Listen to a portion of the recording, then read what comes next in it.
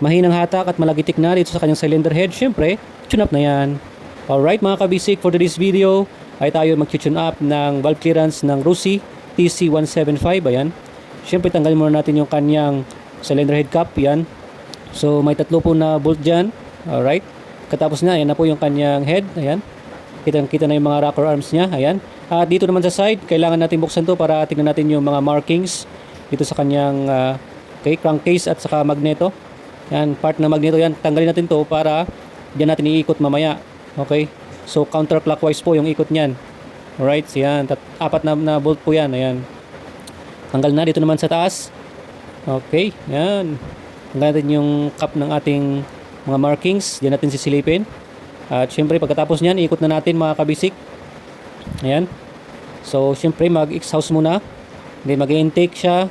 And then compression. Ayan. So diyan muna titignan yung magneto at yung marking sa crankcase. Yan. So may dalawa yung slot, tapos fire and then T. Yan. Yung T mark yung hanapin natin at yun yung slot niya. Yung guhit, itapat natin yan sa ating crankcase cover. Yan. So tapat na, good na yan, naka-top dead center na yan. At yan na nga, na-check natin yung kanyang exhaust ay medyo maluwag na. Ayan, kaya malagitik yung ating clearance. Siyempre, i-adjust natin yan. Luwagan muna natin yung kanyang nut. At saka natin pasok yung ating filler gauge. Yan. So dito sa mga Rossi TC 175, 150, 175, yung standard niya nasa manual is 0.05 mm both intake and exhaust yan, no? So kailangan sundin natin yon, especially pag bago pa yung motor natin. Ayan.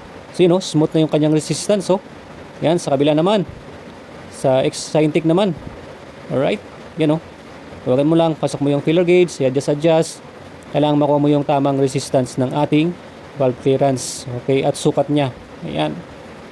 Adjust. So patience lang. Huwag tayo magmadali sa pag-tune up. Yan. So okay na. Yun o, cover na natin. Yung kanyang cylinder head cap. Lagyan natin yung tatlong bolt natin. Yan.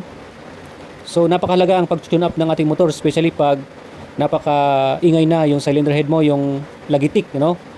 Sa kanyang head ay talagang kailangan i-adjust yung mga valve clearance niya. Yan. Para gumanda ulit yung hatak ng ating motor, gumanda ulit yung idle niya, syempre, para ma-maximize niya nga yung kanyang power dahil maganda yung pasok ng air and fuel mixture sa kanyang combustion chamber. Yan. So balik na natin yung tinanggal natin kanina, yung takip ng ating magneto dito sa side. Alright. At huwag kalimutang paigpitan, syempre. At start na natin. Yan. Alright. Yun o. Okay.